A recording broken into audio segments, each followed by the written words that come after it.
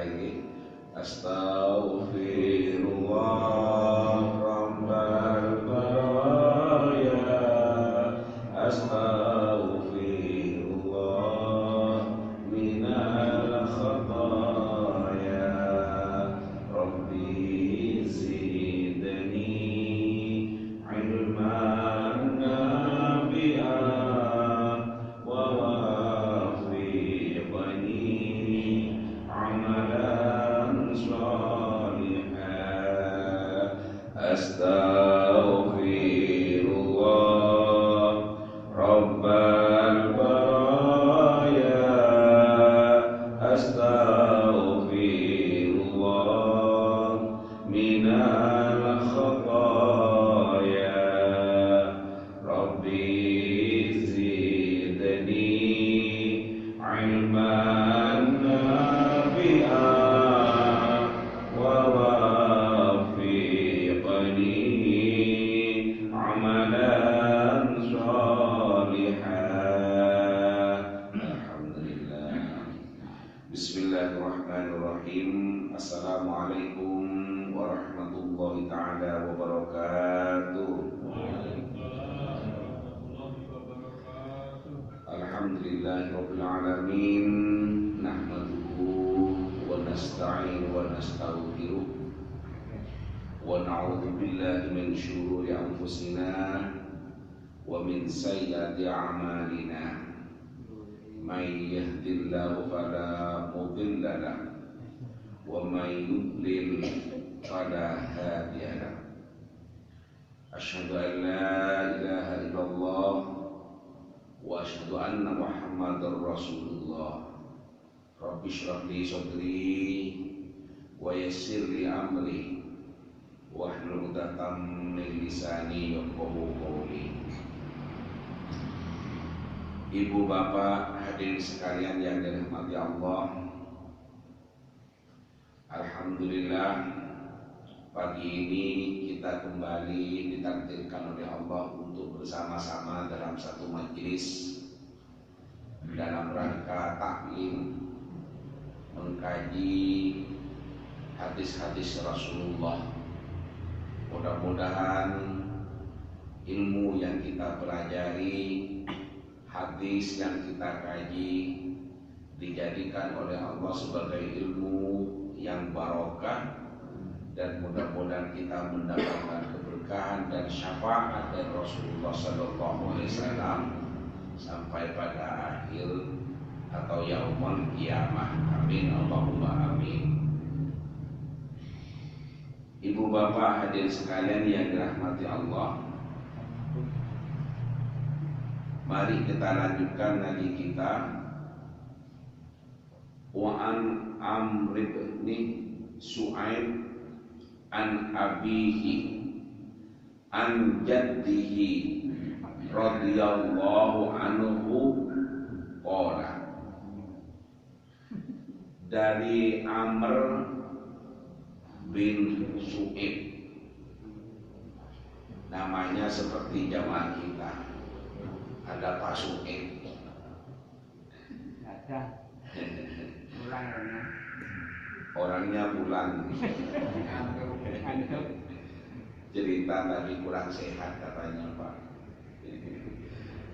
betisnya sakit dipijit-pijit tadi, mudah-mudahan cepat sehat. An abihi, dari bapaknya, wa an jaddihi, dan dari kakinya. Artinya kakinya bercerita pada bapaknya, bapaknya bercerita kepada anaknya, yakni sahabat Amr bin Su'aib ini. Radhiyallahu anhu qala, semoga Allah ridha kepadanya. Qala, beliau berkata, qala Rasulullah sallallahu alaihi wasallam, bersabda Rasulullah sallallahu alaihi wasallam. Apa sabda beliau? Muru auladakum bis-sholati, perintahlah anak-anak kamu sekalian bis-sholati, untuk mengerjakan sholat,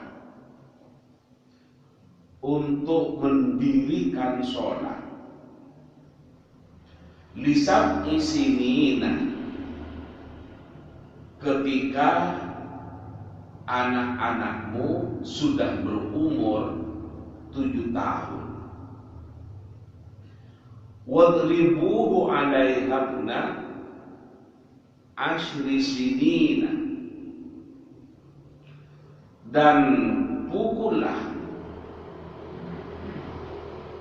mereka itu ya anak-anak kamu sekalian, kata Rasulullah. Alaihabna ashri sinina,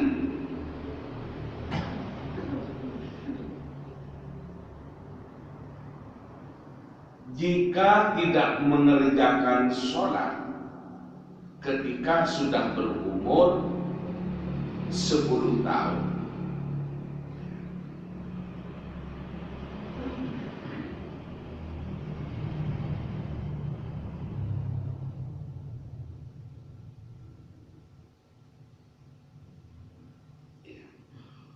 Wa farriqu bainahum fil madaji'i, wa farriqu bainahum fil madaji'i, dan pisahkanlah tempat tidur mereka, artinya anak yang laki-laki dan anak yang perempuan. Wa farriqu bainahum fil madaji'i, dan pisahlah anak laki-laki dan anak perempuan mereka fil madaji'i,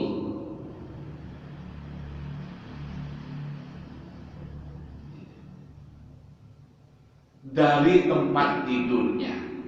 Maksudnya tempat tidurnya dipisah kalau sudah umur 10 tahun antara anak laki dan anak perempuan. Oke.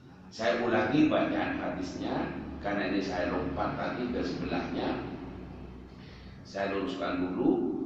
Muru auladakum bis-sholati, perintahlah anak-anak kamu sekalian untuk melaksanakan sholat. Wahum abna'u sab'i sinina, ketika anak-anak kalian itu sudah berumur 7 tahun.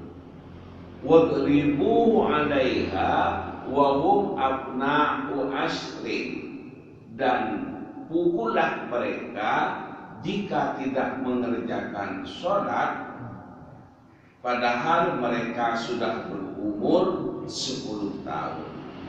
Wa farriqu bainahum fil madaji'i, dan pisahkanlah tempat tidur mereka laki-laki dan perempuan ya dari tempat tidurnya itu. Hadisun hasanun, hadis ini statusnya hasan, hadis hasan. Rawahu Abu Daud bisnadin hasanin, meriwayatkan pada hadis ini dengan sanad yang hasan. Apa maksudnya dari hadis ini? Ibu bapak hadirin sekalian yang dirahmati Allah,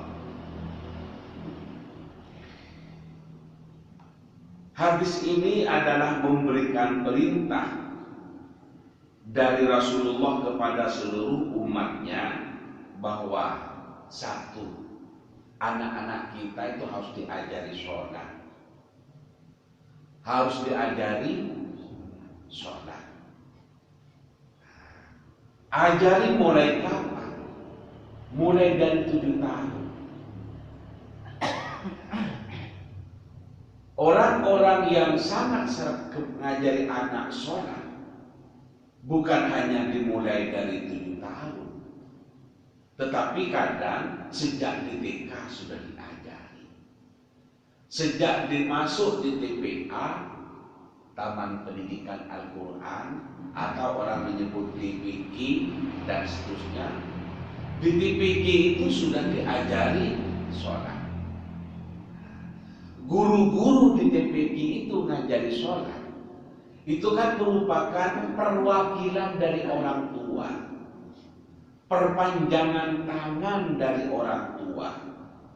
Maka anak-anak oleh orang tuanya dipasrahkan ke TPQ, dimasahkan ke musola untuk diajari ngaji dan sholat.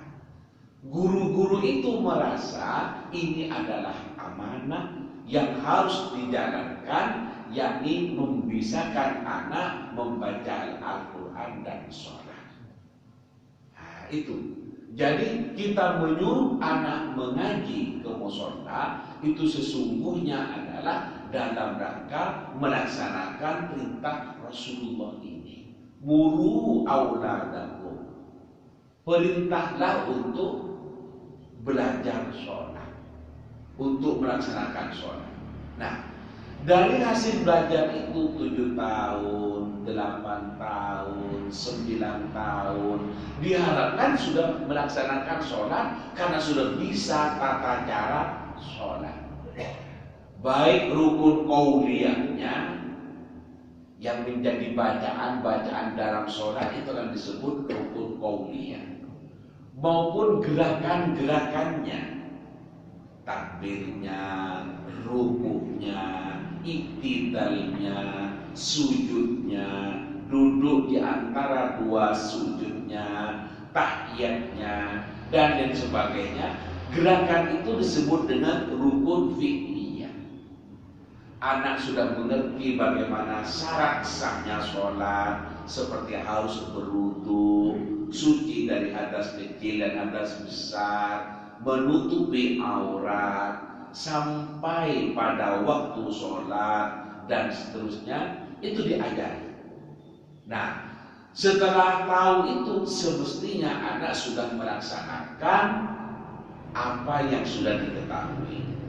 Tapi jika ternyata sampai umur 10 tahun masih tetap tidak melaksanakan sholat, maka ya boleh dipukul. Boleh dipukul. Itu yang pertama. Kemudian yang kedua, katanya Rasulullah, pisahkan anak itu. Pisahkan anak itu antara yang laki-laki dan yang perempuan kalau sudah berumur 10 tahun. Umur 10 tahun itu kalau ukuran di Indonesia, ya sekitar kelas 5, kelas 4, ya. Ada anak kadang cepat. Umur sekian sudah masuk TK, sehingga kelas 4 sudah umur 10 tahun, kelas 5 umur 11 tahun, kelas 6 umur 12 tahun. Lalu tersinggung tadi. Nah, karena TK-nya lebih awal masuk. Ada juga yang masuk TK-nya ya standar umurnya, tetapi ikut program akselerasi, aksel. Dari kelas 3 langsung lompat ke kelas 5 tanpa kelas 4. Bagaimana pelajarannya? Nah, pelajaran kelas 4 itu diberikan waktu kelas 3. Sehingga waktu kelas 3, pelajaran kelas 3 dan kelas 4 diberikan. Maka langsung kelas 5. Apa bisa seperti itu? Bisa. Yang penting anaknya itu memiliki kemampuan lebih dibandingkan dengan teman-temannya yang lain. Katakanlah gambarannya lebih cerdas, lebih pinter. Karena jangan sampai membebani anak dengan pelajaran yang banyak jika memang otaknya tidak mampu. Nah, yang mampu itu ini dipersingkat. Dipersingkat tuh orang menyebut apa itu? Kelas aksel.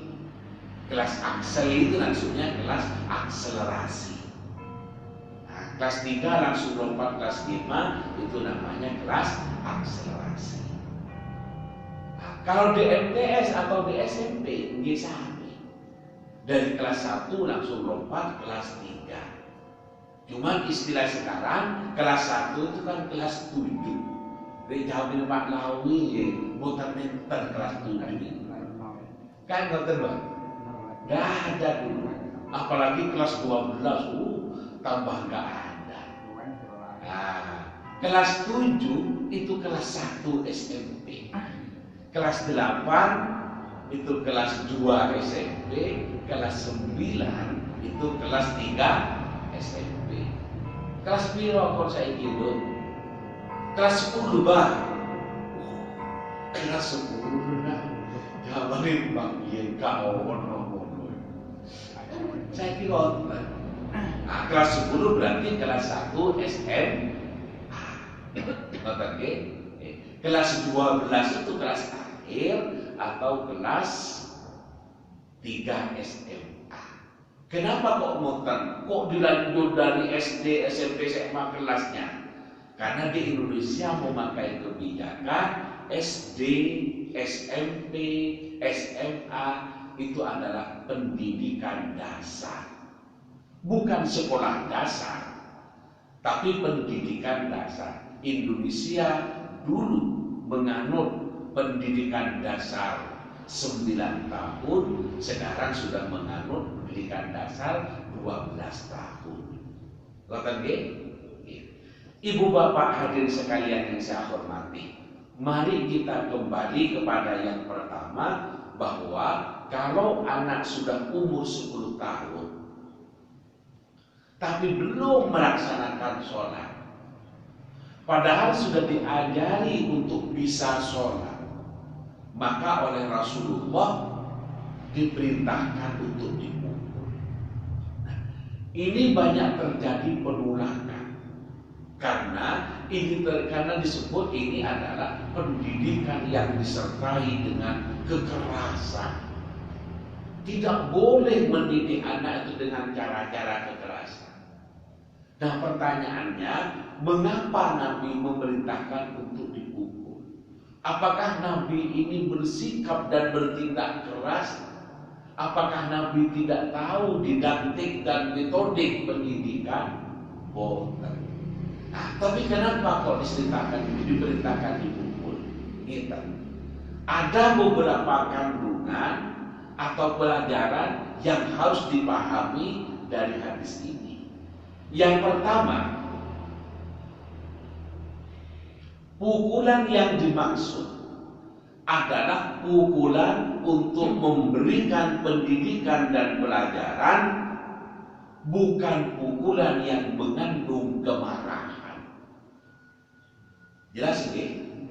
Tidak seperti Pak Kuramil mukuli maling sanis.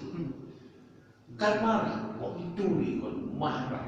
Ini menciptakan keresahan di masyarakat. Ini melakukan tindakan yang merugikan masyarakat. Ini melakukan perbuatan kriminal, dipukuli, cek-ceklah, gemotan-gemotan. Pukulan yang dimaksud adalah pukulan pelajaran, bukan pukulan kemarahan. Jelas ya? Ya, jelas. Yang nomor 2, ya. Pukulan yang dimaksud adalah pukulan yang tidak sampai melukai. Pukulan yang tidak sampai pada tingkatan menyakiti. Bagaimana pukul tidak sakit? Misalnya pakai handuk, surat dua dipukul. Anak sadar bahwa orang tua marah kalau saya tidak sholat, dipukul dengan handuk. Handuk pasti tidak bisa melukai. Handuk insya Allah tidak menyakiti, tidak membahayakan pada anak, tidak membahayakan kepada cucu. Tetapi anak tumbuh kesadarannya bahwa ini adalah penting, sampai demikian marah orang tua kalau saya meninggalkannya. Tidak bisa dalam hal-hal seperti itu dilaksanakan dengan sistem-sistem yang demokrasi. Nah, kamu mau sholat silahkan, Tidak sholat silahkan. Ini negara kita negara demokrasi. Nah, kira-kira anaknya milih simpundi. Milih kak sholat. Milih kak sholat. Mulai sing demokrasi. Itu. Anak itu ada yang diomongin, nak sholat langsung merayu sholat, ambil sarung, berwudu, menuju ke musola atau ke tempat sholat. Enten sih ngoten niku. Enten. Nah, tapi apa ada anak yang ketika diomongin tetap saja tidak sholat? Enten apa boten? Banyak. Gini, anak itu tidak sama, Bu. Cucu itu tidak sama. Ada yang disuruh belajar langsung masuk ke kamar, duduk di meja belajar di kursinya, belajar dengan tekun. Ada juga belajar ya bah, tetap main HP. Dapat 15 menit dilihat lagi sama bakungnya. Kok turun belajar Belajar Nggih bah sebentar ini masih menjawab WA atau konco.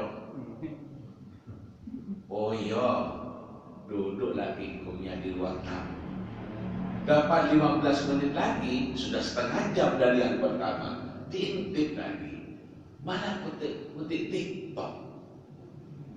Buka video. Loh, katanya mau belajar mana? Nah, ini maksudnya ada anak itu yang kadang penurut ke orang tua, manut ke orang tua, tapi kadang ada anak yang bandel. Maka mukul itu tidak sembarangan, tetapi mukul itu adalah kepada anak jika tidak melaksanakan perintah orang tua. Tetapi mukul yang dimaksud, saya ulangi tadi, mukul yang tidak membahayakan. Mukul yang tidak melukai anak. Yang kedua, mukul yang sebagai pelajaran, bukan pelampiasan kemarahan. Jelas nggih? Jelas. Nah, itu.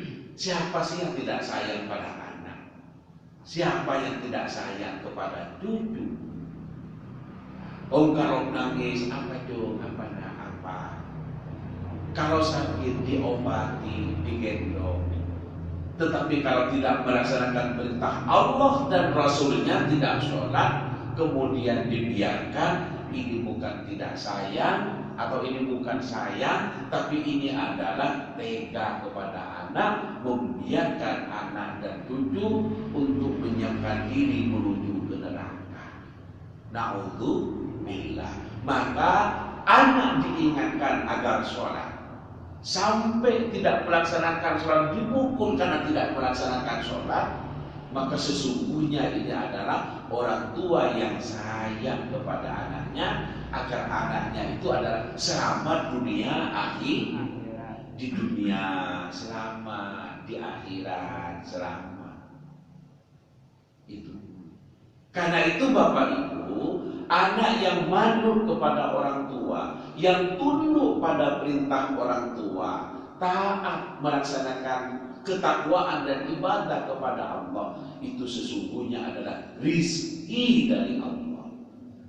Patut kita syukuri. Syukuri Bapak Ibu. Kalau punya cucu kok cek manute nan baik, cek manute nan yang sepai. Syukuri ya Allah. Ini rezeki yang besar. Karena ada anak kadang disuruh sholat pada sibah. Kadang disuruh sampai marah. Ini sudah jam sekian, kau turun sholat, bangun Oh iya Pak. Langsung bangun, kejedrik, ambil wudu, diambil sarung, diambil songkoknya, sholat. Dilihat nanti oleh mbahnya, sholat depan dariku. Ternyata sudah takbir, sudah sujud. Ya Allah, senang lemotan. Senang.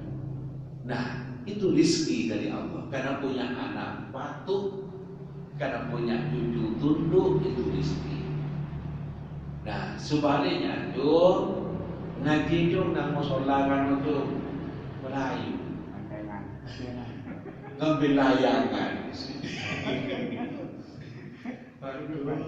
Masa Allah. Kan kok ngono jung cari bayi di weto. Cok ngono kok jung. Cari bayi. Iya kaya awakmu piye.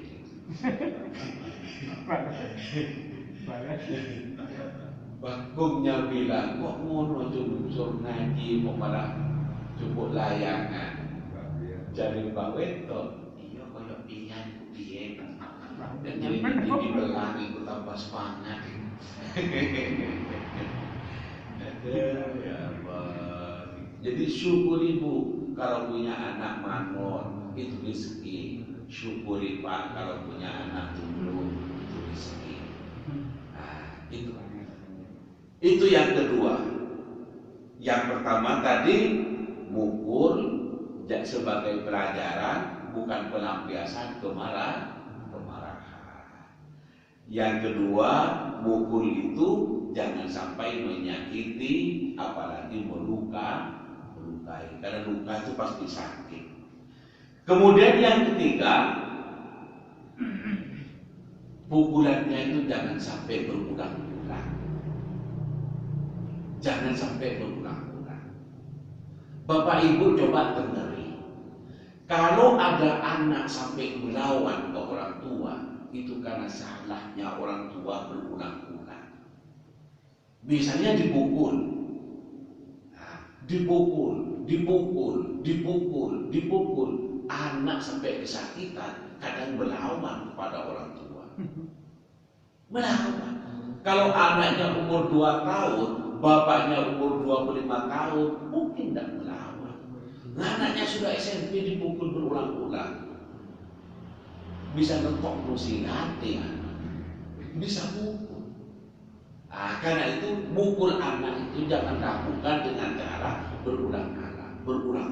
Kalau seperti tadi pakai anduk misalnya, beres, pukul, sholat, udah jangan. Itu jangan berulang-ulang. Nah, negor anak, memarahi anak juga jangan lama-lama.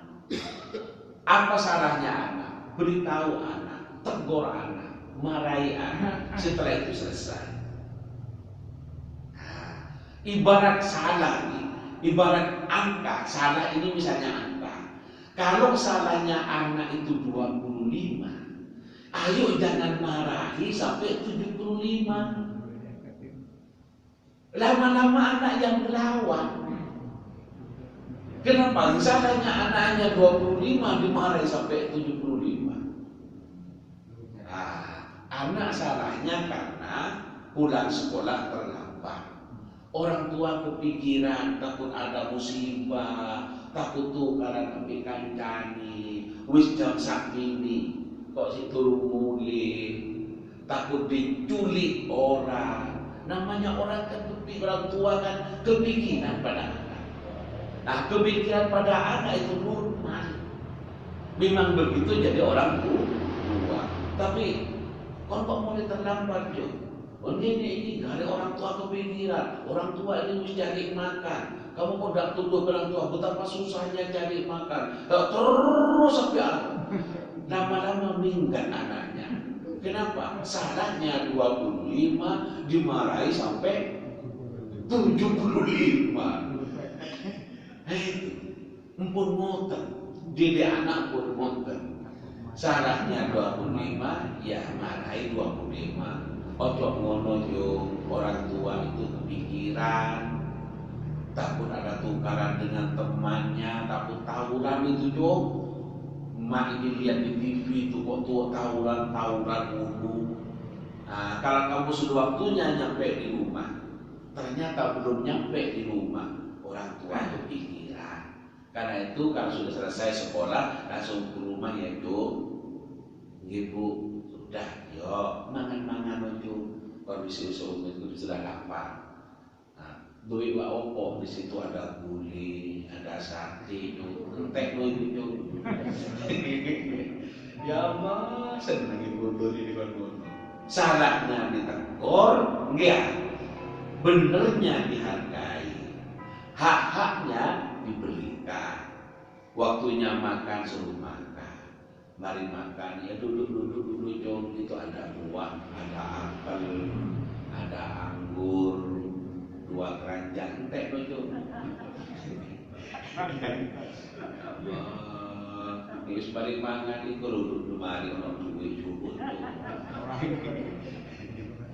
Cukup piro teh kopi ono itu hanya 1.000 teh. Mene wis ono mangan toko bapakne.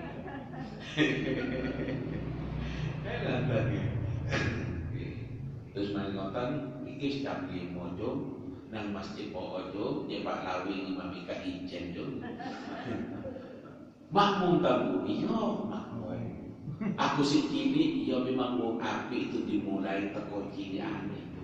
Bapak mau piye yo ngono lebih cili teko awakmu itu sudah berjamaah terus di masjid. Maka mulang lu bapakmu api. Katanya bapaknya selain kan gua anaknya polisi di bulan. Ya Allah, betapa damainya dalam rumah tangga. Anak salah mungkin jenenge hare lah ngoten. Anak yang itu. Kita dulu kan tidak langsung tua seperti ini. Dulu pernah jadi anak. Ya kadang melakukan kesalahan juga. Nah, kalau kesalahannya 5, ayo tegur 5, dimarahi 5, jangan dimarahi sampai 15. Anak bisa ngelawan nanti. Kata yang keempat, pukulan itu harus dilakukan agar anak itu terbiasa untuk taat pada aturan. Enggak. Sholat itu kan aturannya Allah. Kita ini sebagai hamba. Karena sebagai hamba maka harus melaksanakan tugas-tugas kehambaan. Tugas hamba yang diberikan sebagai aturan dari Allah adalah melaksanakan sholat. Maka mengajari anak sampai dipukul dengan tidak membayangkan itu adalah untuk mengajari anak agar taat aturan. Jangan sampai jadi anak yang melanggar aturan. Suruh jangan ngebut di jalan ngebut. Itu kan melanggar aturan, mengganggu dan membahayakan orang lain. Kan ngoten. Maka pukulan itu dilakukan agar anak terbiasa taat aturan.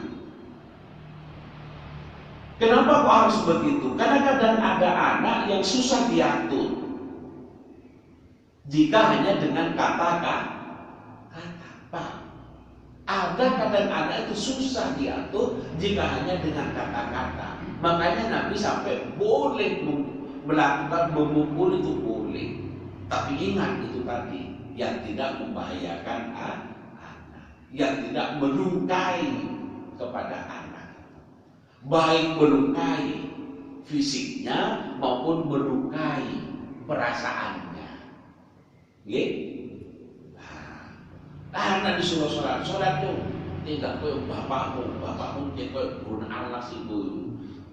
Uang bukan sholat bapakku tuh kau keteng. Itu kan menyakiti kepada anak. Ya Allah, bapakku yang gede, akulah anak yang gede ya. Itu menyakiti. Nah anak itu kalau sudah tua, mbahku piye, aku dikon-kon sholat, aku lihat tuh anak yang gede, cuangkan aku baik, cuangkan. Nah itu tidak bagus, karena itu menanamkan pelajaran-pelajaran yang tidak baik.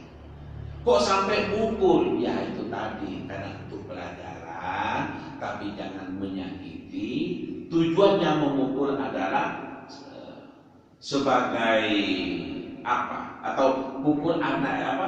Memukul pada anak agar anak itu taat aturan. Kadang-kadang ada anak itu yang tidak mempan hanya dengan kata-kata, tapi harus dipukul baru sadar pada kesalahannya. Oke, itu nomor 4. Kemudian nomor 5, kita sebagai orang tua harus memberikan motivasi. Artinya apa? Motivasi harus didahulukan daripada memberi ancaman. Tadi Nabi kan 7 tahun menyuruh untuk diajari sholat. Nah, kalau kita sekarang menyuruh suruh ke musola, suruh ke TPQ atau ke TPA, itu nanti biar jadi anak soleh, ayo ngaji, ayo sholat, itu kan motivasi.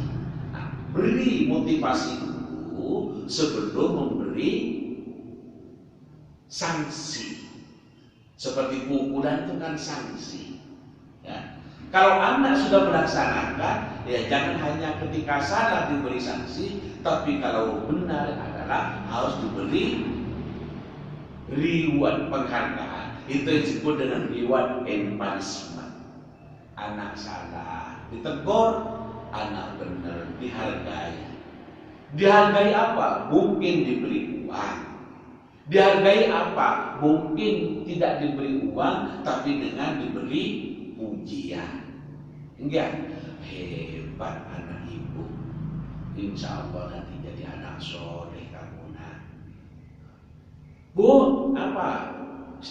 Sedang tantah dari ngaji, dari musola, iya bu. Hebat. Songkoknya simpan di sana. Besok kalau mau ngaji, biar tidak susah nyari songkoknya. Salim sudah datang. Baik, anak ibu, anak soleh. Bang ibu, bapak bangga tuh dengan kamu. Mudah-mudahan jadi pengganti perjuangan ayahmu dan menjadi anak yang berbakti kepada bapak dan ibumu. Salim. Senang.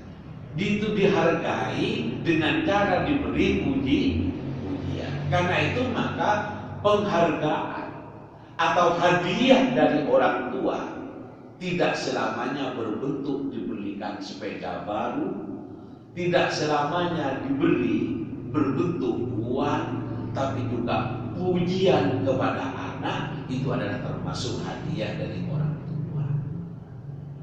Hebat anak bapak, semoga jadi anak yang soleh. Amin, kata anaknya. Lah, ini sudah main. Itu yang kelima. Yang keenam, orang tua harus menjelaskan kepada anak mengapa ia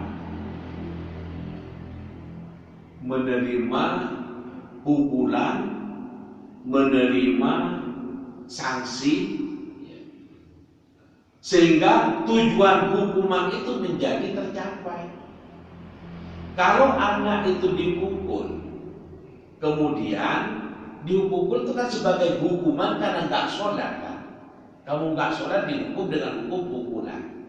Maka nanti jelaskan kepada anak kenapa kamu tadi dihukum dengan pukulan oleh bapak. Itu adalah karena kamu meninggalkan sholat, sementara sholat itu adalah perintah yang utama dari Allah Subhanahu Wa Taala. Tujuannya apa? Agar anak itu paham sehingga tercapai tujuan untuk memberikan proses penyadaran bahwa sholat adalah penting, bahwa sholat adalah wajib, maka anak diberi penyadaran.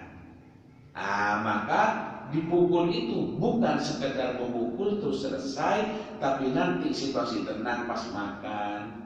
Misalnya nama anaknya Muhammad, kamu sadar tadi kenapa kok bapak mukul? Bapak mukul itu adalah tujuannya agar kamu sadar bahwa kamu itu tidak boleh meninggalkan sholat. Harus melaksanakan sholat, ini kewajibannya setiap muslim. Maka anak itu sadar bahwa dipukul itu bukan karena bapak marah, tapi dipukul adalah sebagai pendidikan agar kembali kepada jalan yang benar, yakni taat melaksanakan perintah Allah. Kemudian yang kedelapan, saya sebutkan tadi ada reward dan ada punishment. Yang ketujuh, ada reward, ada punishment, yakni ada hukuman tapi juga ada hadiah. Anak jangan ditekan saja, jangan hanya dimarahi saja, tapi anak juga harus diberi pujian. Itu yang ketujuh. Yang kedelapan, ada tahapan dalam mendidik anak. Kenapa tadi kok ada 7 tahun, ada 10 tahun? Itu adalah tahapan. Jadi anak jangan buru-buru dipukul karena tidak sholat. Awalnya ajari dulu. Tidak sempat ngajari atau tidak tahu ngajari, ya di pondok, ya dingajikan ke TPQ atau ke masjid. Nah, itu kan sebagai tahapan-tahapan. Setelah bisa, ya wajib melaksanakan ilmu atau pengetahuan yang dia ketahui. Di musola diajari baca Quran, di rumahnya penmaurib orang tua perintahkan untuk mengajari anak baca Quran, untuk anak sholat maghrib. Kalau zaman saya, mungkin juga zamannya Abah Lawi, tidak ada atau belum ada TPQ, belum ada TPA, yang ada di Langgar. Nah, belajar ngaji di tempat Yai di Langgar aku tempat Lawi ini. Urunan duit yaitu tumbas dan mungkas, tumbas peloso, ngaji. Nah, itu seperti itu. Nah, itu adalah sebagai tahapan-tahapan. Ajari ngaji dulu, ajari sholat dulu. Bukan tiba-tiba diperintahkan suruh sholat seperti apa. Kalau tidak tahu bagaimana caranya sholat, bagaimana bisa melaksanakan sholat. Nah, karena itu maka hadis ini mengandung makna bahwa memberikan pelajaran, memberikan pendidikan kepada anak itu harus bertahap, ya, harus bertahap. Nah, dalam apa saja juga seperti itu.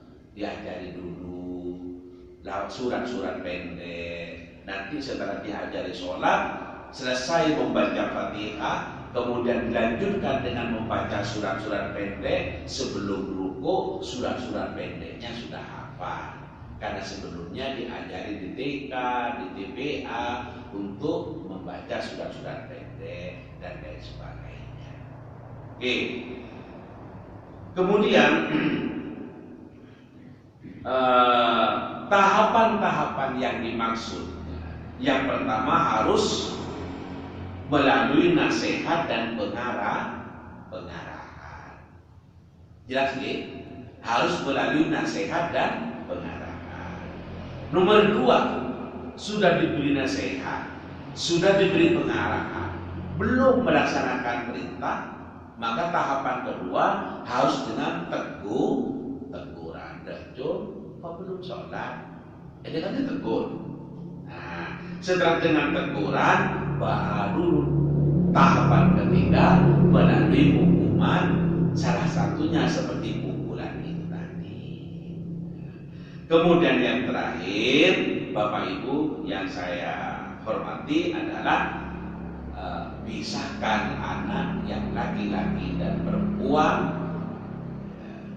ketika sudah berumur 10 tahun. Anak karena akrabnya dengan dulur mungkin saja kumpul sesaudara baik laki-laki maupun perempuan. Tapi orang tua berkewajiban dalam umur 10 tahun harus dipisahkan. Mohon maaf sangat, mohon maaf, tambah besar anak yang perempuan mulai muncul tanda-tanda dewasa.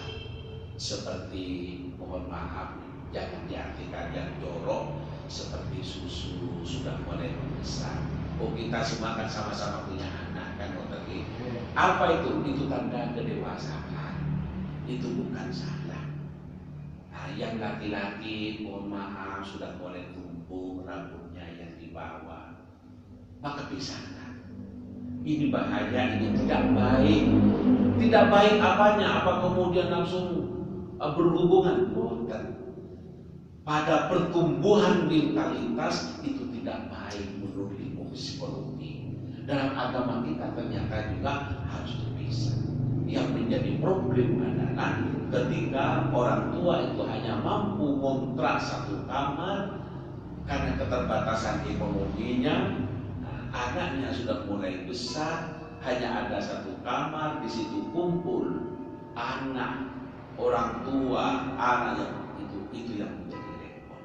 Karena itu mudah-mudahan kita diberi kelancaran rezeki oleh Allah sehingga bisa menata kehidupan sesuai dengan bimbingan dan tuntunan Rasulullah. Amin Allahumma amin. Repot juga kalau tidak punya kamar diletakkan di mana juga anaknya. Apalagi orang tua bapak ibu kan kadang ngomong-ngomong urusan suami istri. Anaknya kadang dengar tapi pura-pura pinjam. Ini bahaya. Apalagi ya anaknya ngeliatin orang tua berbuat urusan suami istri. Bagaimana tidak ngeliatin kalau satu kamar? Mengapa dijadikan satu kamar? Karena hanya mampunya kontrak satu kamar. Ini tambah ruwet. Karena itu ayo kita doakan mudah-mudahan anak-anak kita dan kita semua diberi kelancaran rezeki oleh Allah sehingga bisa menata anak-anak kita menjadi manusia yang soleh dengan cara-cara yang ditunjukkan oleh Rasulullah. Amin Allahumma amin. Bapak Ibu, ini saja yang bisa saya sampaikan dalam kesempatan ngaji pagi ini. Mudah-mudahan ada barokah dan manfaatnya. Amin Allahumma amin. Monggo bersama-sama berdoa. Bismillahirrahmanirrahim. Alhamdulillahirabbil alamin. Allahumma ya Allah, Allahumma alif baina qulubina wa aslih dzata bainina wahdina subulas salam wa najina minadh dhulumati ilan nur wa jannibna al-syama'al. Allahumma ya Allah, Allahumma ya Allah, Allahumma ya Allah. Allahumma aghnina bil ilmi wa zayyinna bil ilmi wa akrimna bil taqwa wa jammilna bil afiyah wa tawaffana bi husnil khatimah. Rabbana lana min azwajina wa dhurriyyatina qurrata a'yun waj'alna lil muttaqina imama. Rabbana atina fid dunya hasanah wa fil akhirati hasanah wa qina adzabannar. Subhana rabbika rabbil izzati amma yasifun wa salamun alal mursalin walhamdulillahi rabbil alamin. Amin. Al-Fatihah. Amin.